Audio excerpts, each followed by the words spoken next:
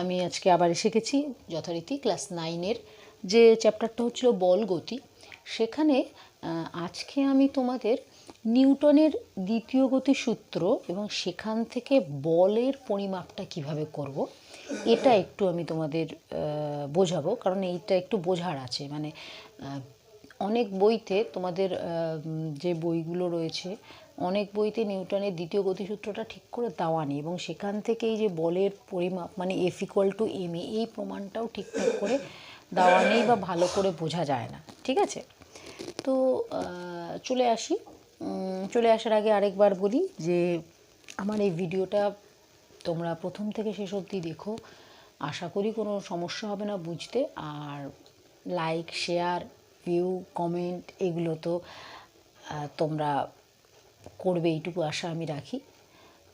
তাহলে যত তোমরা এগুলো করবে আমার তাতে উৎসাহ বাড়বে, আমি আরও বেশি ভিডিও তোমাদের জন্য নিয়ে আসবো।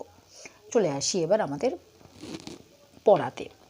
দেখো, নিউটনের দ্বিতীয় গতিসূত্র আমরা সবাই জানি, তাও আমি লিখেছি যে বস্তুর ভরবেগের পরিবর্তনের হার বস্তুর ওপর প্রযুক্ত বলের সমানুপাতিক। বল যেদিকে ক্রিয়া করে ভরবেগের পরিবর্তনও সেদিকে ঘটে। এটা হচ্ছে আমাদের নিউটনের দ্বিতীয় ল। এখান থেকে আমরা বলের পরিমাপটা কীভাবে করতে পারি, আমরা এখান থেকে জানি F=ma।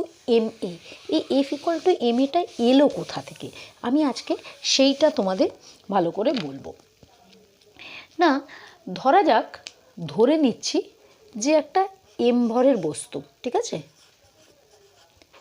m ভরের একটা বস্তু, সে প্রাথমিক u বেগ নিয়ে চলছে। প্রাথমিক বেগটা হচ্ছে তার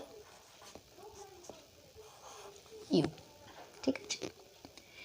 এবার টি সময় পরে, ঠিক টি সময় পরে তার উপর একটা F আমি বল প্রয়োগ করলাম, তার ফলে তার বেগটা বৃদ্ধি পেল, বৃদ্ধি পেয়ে দাঁড়ালো হচ্ছে v। তাহলে আমি কি, m ভরের একটা বস্তু, সেটা একটা প্রাথমিক বেগ u নিয়ে যাচ্ছে, আমি টি সময় পরে ওই বস্তুটার উপরে একটা F বল প্রয়োগ করলাম, তার ফলে তার বেগটা বাড়লো, বেড়ে v হলো। এইবার তাহলে আমার দ্বিতীয় সূত্রতে কি ছিল, যে ভরবেগের পরিবর্তনের হার। তাহলে এখানে বস্তুটার ভরবেগ কত হচ্ছে, ভর তো m, তাহলে আমার ভরবেগ, প্রাথমিক ভরবেগ কি হচ্ছে বলো, এর প্রাথমিক যে ভরবেগ সেটা কি হচ্ছে m*u, রাইট। এবং অন্তিম ভরবেগ কি দাঁড়াচ্ছে এর, m*v, ঠিক আছে। তাহলে আমার ভরবেগের পরিবর্তনটা কি হচ্ছে, ভরবেগের পরিবর্তন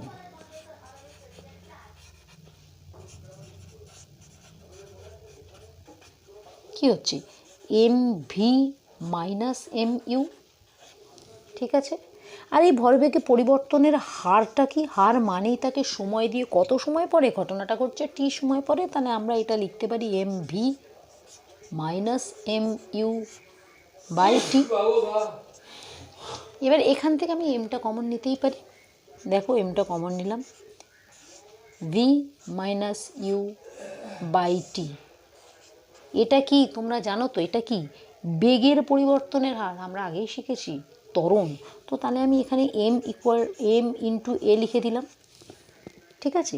এইবার আমার যে সূত্রটা ছিল তাতে কি ছিল, ভরবেগের পরিবর্তনের হার বস্তুর উপর প্রযুক্ত বলের সমানুপাতিক। এটা তো ভরবেগের পরিবর্তনের হার আমি বার করেছি, সেটা বস্তুর উপর প্রযুক্ত বল, আমি বল কি ধরে নিয়েছি, F এর সমানুপাতিক। তাহলে আমি সংজ্ঞা অনুযায়ী এইখানে আমি ওপরটা একটু মুছে দিচ্ছি, হ্যাঁ, কারণ বোর্ডটা ছোট তো তাই।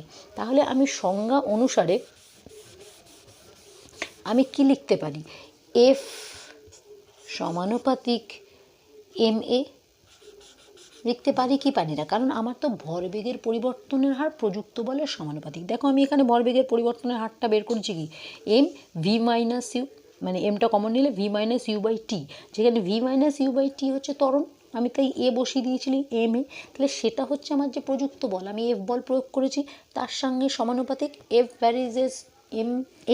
এবার এই সমানুপাতিক চিহ্ন তুলতে গেলে তোমরা জানো একটা সমানুপাতিক ধ্রুবকের দরকার হয়। তো আমি লিখে নিই যে F=k m a, ঠিক আছে।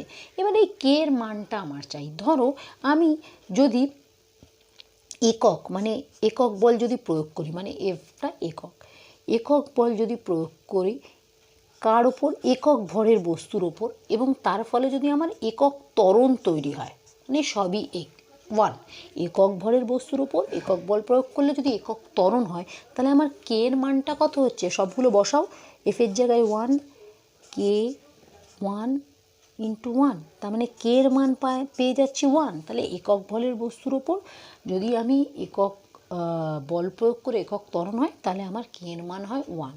তাহলে এইখানে আমি লিখে দিতেই পারি F equal to M A, হয়ে গেল। এটাই হচ্ছে তোমাদের নিউটনের দ্বিতীয় গতিসূত্রের প্রমাণটা। আশা করি বুঝতে অসুবিধা হবে না, কারণ এই প্রমাণটা খুব আসে, খুব আর কি সব জায়গাতে খুব ভালো করে দেওয়া নেই, সেই জন্যই আমি এই প্রমাণটা তোমাদের দেখালাম। তো যদি বুঝতে অসুবিধা হয় বা যদি মনে হয় যে একটু কোথাও গণ্ডগোল লাগছে, তো রিওয়াইন্ড করো, রিওয়াইন্ড করে দেখো, ভালো করে জিনিসটা বোঝার চেষ্টা করো, আশা করি অসুবিধা হবে না। এই প্রমাণটা কিন্তু ভীষণ ইম্পর্ট্যান্ট, বারবার বলছি, নিউটনের দ্বিতীয় গতিসূত্র এবং তার থেকে বলের ধারণা বা বলের পরিমাপ, মানে বল তাহলে কী পেলাম, বল পেলাম হচ্ছে ভর ইন্টু ত্বরণ, এবং এটা দিয়ে কিন্তু অঙ্ক আসে অনেক সময়, হয়তো তোমাকে ত্বরণ দিয়ে দিল, ভর দিয়ে দিল, বলল কত বল হবে, এগুলো থেকে কিন্তু অঙ্ক আসে, প্লাস এই প্রমাণটাও আসে। তো দেখো এটা ভালো করে, অসুবিধা কিছু হবে না। যদি কোনো কোয়ারিজ থাকে বা কিছু থাকে অবশ্যই আমাকে জানাবে। আর সেই সঙ্গে যেটা আমি বারবার বলবো ভাবি, বলা হয় না, সেটা হচ্ছে যদি তোমাদের মনে হয় যে কোনো একটা চ্যাপ্টারের কোনো একটা জিনিস তোমরা বুঝতে পারছো না, সেটা তোমরা চাও আমি ভিডিও আনি, তো অবশ্যই সেটাও কিন্তু কমেন্টে লেখো যে হ্যাঁ আমরা এটা দেখতে চাই বা এটা করতে চাই, তাহলে আমি নেক্সট ক্লাসে বা নেক্সটে আমি সেই ভিডিওটা আনার চেষ্টা করব। তো আবার একটু লাইক শেয়ার কমেন্ট করে আমার চ্যানেলটাকে একটু এগিয়ে নিয়ে যেতে সাহায্য করো। আবার তোমাদের সাথে দেখা হবে। টাটা।